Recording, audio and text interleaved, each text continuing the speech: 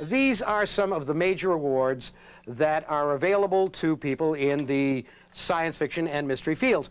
This is called the Hugo. Now, the Hugo is actually the oldest of the science fiction awards, and it's named after Hugo Gernsback, who was a very nice old gentleman who came over from, I believe, Switzerland, but I could be wrong, but somewhere near Switzerland. And he started Electrical Experimenter and radio magazines back in the 20s, and in 1926 he did the first science fiction magazine, Amazing Stories, and so it is named the Hugo for him. But it is, in fact, given by the World Science Fiction Convention. Now, here's a fact very few people know. This award was designed back in the very, very early 60s, I believe, or the late 50s, whatever it was, by a man named Ben Jason. Ben Jason. He still lives in Cleveland, Ohio. He's a very nice man. I think it's nice that his name is remembered. Now, you may wonder, why does this one have a little Jiminy Cricket on it? Well, because this is only a half award. I have won 8.5 Hugos. This half, it was originally given to the film A Boy and His Dog, which was based on my material. And I got so cranky about it, I said, hey, you gave it to the director. What about me? I wrote the damn thing. They said, okay, but we don't have any more of the rockets, which look like giant rectal suppositories. They said, we don't have one of those, but we do have this wonderful bass, and we'll give you the bass. And I said, and I'll take it. So that is my half Hugo. So in fact, for the record books, I've won 8.5 of those. This over here is the Nebula. Now, this was designed by the widow of James Blish, the great science fiction writer. Judith Blish designed this award originally. Now, come back this way. Don't be hesitant. Do follow. No one will hurt you. This thing that looks like you might have won it at a ring toss in a circus is actually the Edgar Allan Poe Award of the Mystery Writers of America. And it's kind of it's a nice award. It's a wonderful award to win. I've won it twice, and I'm very pleased to have won it twice. But when I saw it, I said, gee, is that, I mean, it doesn't really look as elegant as it really should for an award that important. So when the time came for me to design an award, as it did for the Horror Writers of America, I designed this, a wonderful little haunted mansion done by Steve Kirk. Now, Steve Kirk is the guy who designed the Abominable Snowman in the Matterhorn at Disneyland, among other things. We took it, and I put the award inside. Now, this one here, this is a nifty one. You'll like this one. This one was created for the World Fantasy Convention. This is the World Fantasy Award, and it was done by the famous cartoonist and artist and writer and novelist Gahan Wilson, whose cartoons you see in Playboy all the time. Gahan Wilson did this, and it is a bust of Howard Phillips Lovecraft, H.P. Lovecraft, done in the style of an Easter Island statue. Very mysterious, very strange, and quite lovely, quite wonderful. And this is the British Fantasy Award, very prestigious award, given in England. And this is the one that's given by the video cassette industry, the Vero Award.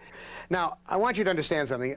Awards are only road signs. They're only mileposts to let other people know that you have hung on a number of years, long enough to get either an award or a gold watch or whatever it is.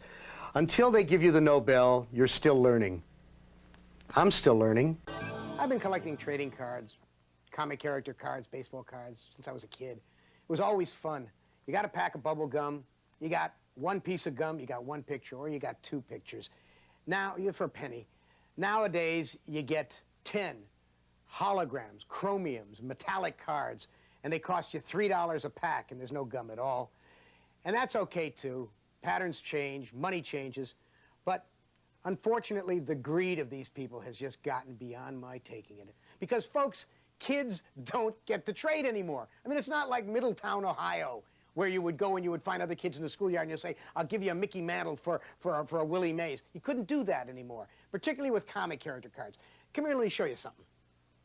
I got a call from Don Butler at Cards Magazine, and Don said, have you seen this new stuff that the Fleer is doing? I said, no, have them send me some stuff. So they sent me 2 boxes. They sent me this box, which is the Fleer Metal set, 1995 Fleer Metal, Marvel Metal set, okay? They also sent me another one called the Fleer Marvel Annual set. Now, let me show you something. Come on around behind me here.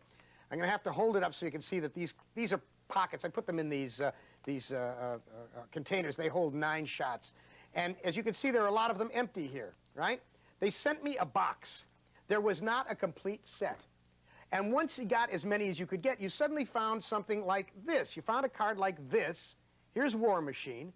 And then you see this one, and you say, well, wait a minute, it's exactly the same card, except then you see it says Flasher down here. Now, if you look at the other side, here's the regular card, and here's on the flasher card. And you say, well, okay, it's a power grid. Well, what is that? The power grid is bull.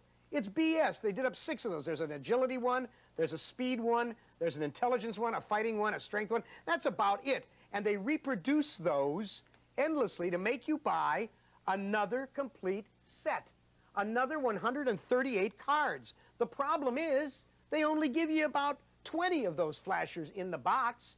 So now all of a sudden you say, well, where do I get the other 120 or 112 or 115 or however? You got to go to a dealer. You got to go to a dealer, and they cost you $3 a shot. Now, what they're asking for these things, these packages are $2.99 each. And what you get in them is a box is $90 is what they cost. $90. Now, I don't know about you, but I don't know any 10, 12, 15-year-old kids who got $90 to waste on this.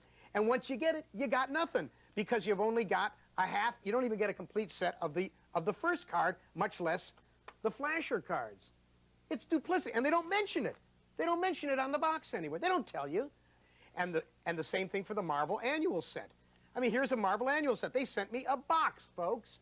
Do you see that's empty, that's empty, that's empty, that's empty? It's about $700 for a kid who would really want a complete run. $700?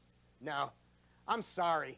Fleer, you are thugs. As far as I can tell, you are out to rob people. You are out to rob little kids. You don't like it? Then change your ways. Kids, listen to Uncle Harlan. You want a great card set?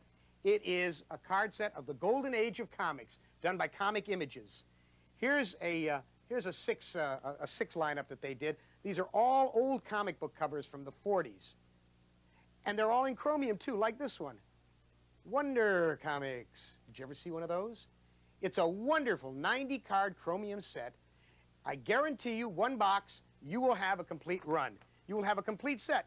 Probably almost all of the chase cards, too. There may be 1 or 2 chase cards you don't get, but you're going to have a 90-card set. What's more, you're going to get another 90 cards that you can trade with other kids somewhere or that you can take to a dealer and sell, as opposed to this crap from Marvel. Now, when I called Marvel, you know, Fleer, and I talked to their advertising agency, I won't tell you the name of the woman. She would be very upset. She gave me this, well, we think children like to go and trade. What does she think? It's 20 cents a piece? The kids are going to go out and trade in the schoolyard? That's bull. She should know better, and she shouldn't talk to people who know better as if they were idiots.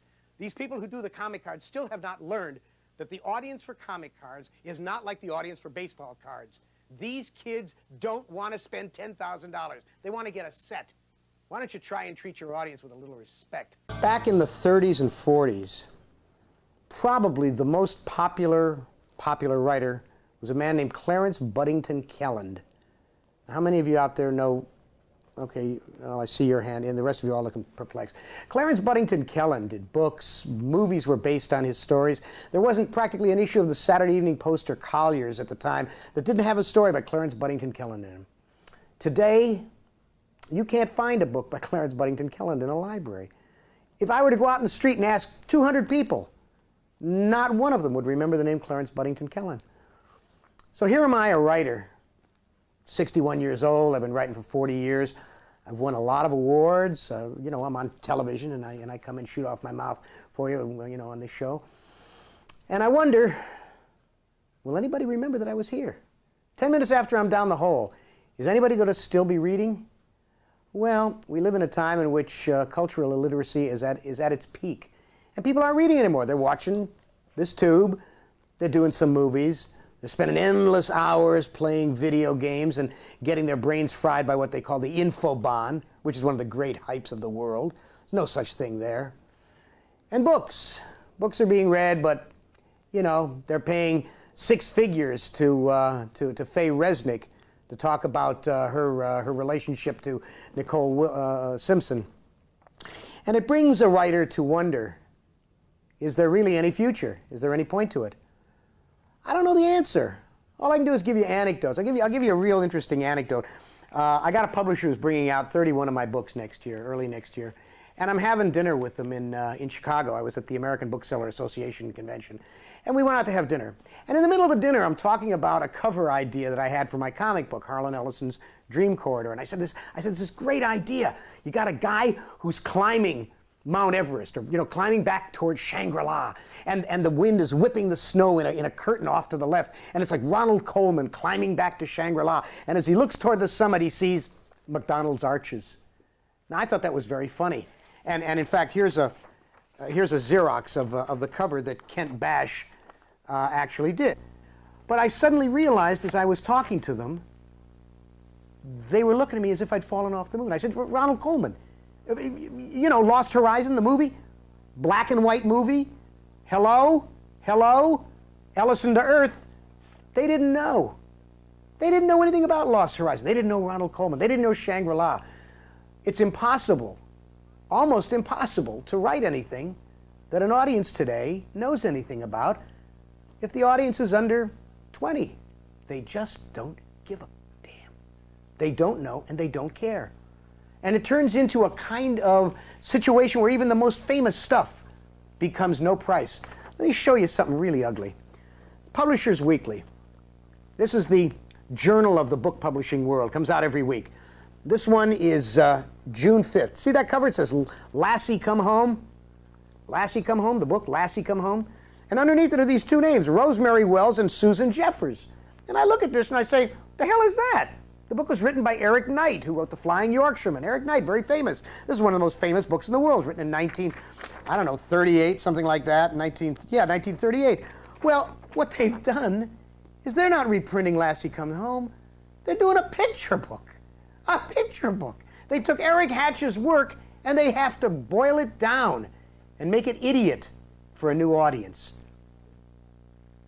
Clarence Budington Kelland, for all his fame, is gone. As if he never existed, flins from the mind of the reading public. They don't even remember Chaucer. We're lucky if they remember Mark Twain. If Clarence Budington Kelland couldn't make it, how the hell am I going to make it? Hello, kiddies. This is Uncle Harlan here again to talk to you about the time that never was and never will be. Once upon a time, in the land of Skiffy, if you like fantasy, you'll love Skiffy, people used to win Hugos and Nebulas through dint of hard labor and the quality of their work. Now, for those of you who do not know what a Hugo and a Nebula are, these are called Hugos, these large rectal suppository-looking items. They are the award of the World Science Fiction Convention, the Hugo Award. These beautiful lucite and whatever the hell they are, crystals, are called the Nebulas. They are given out by the Science Fiction and Fantasy Writers of America. What you're looking at here, all of these 8.5 Hugos and these 3 Nebulas are mine. I've won these. Many people over the years have bruited the rumor in Chinese whispers that one could buy a Hugo, that it was possible to affect the electorate in such a way that you could in fact lobby to get an award. In fact, the charge was lobbied against me once until the fellow who made the charge was shown that he and I had never been up in the same category for the award, so I could not possibly have put him out of the award as he was suggesting. But attempts were made over the years. At one time, the Scientologists tried to get something for L. Ron Hubbard. Didn't work. One time, the Burroughs Bibliophiles tried to get one for a posthumously published Edgar Rice Burroughs novel. Didn't work. There have been times when cyberpunk people have tried to do it. It just doesn't work. Now, the electorate is not awfully large. The people who vote on the Nebulas are, of course, members of the Science Fiction and Fantasy Writers of America, and the people who vote on the Hugos are the people who were registered for last year's World Science Fiction Convention and next year's World Science Fiction Convention. But this most recent convention, at which the most recent awards were given out, something strange, wonderful, and horrendous happened. People bought themselves some awards. Yes, folks, it's finally happened. Technology has finally caught up. People actually went on the internet and begged for votes. Now, I'm not going to mention their names, because first of all, people will say, oh, Ellison's Sour Grapes. Yeah, it is Sour Grapes. I suppose I got out of 1 or 2 of the awards. I'll tell you that absolutely frankly, but that's not really what I'm caring about. What I'm caring about is that one vastly untalented person won a Hugo, or was it a Nebula? I think it was a Nebula. And another person went out on the net and begged for votes, said, vote for me, vote for me, vote for me. Well, I guess the time has come for somebody to point this out. It's not really polite to talk about it, you know, but then you know me. I have no sense of what I should talk about and what I shouldn't. So I figured I would alert the rest of you to this, that beginning with the awards this year, the Hugos and the Nebulas are maybe not as valuable, maybe not as representative as we might like to think they are. On the other hand, maybe it's all right to go out and ask for votes. Maybe I'll do it this coming year.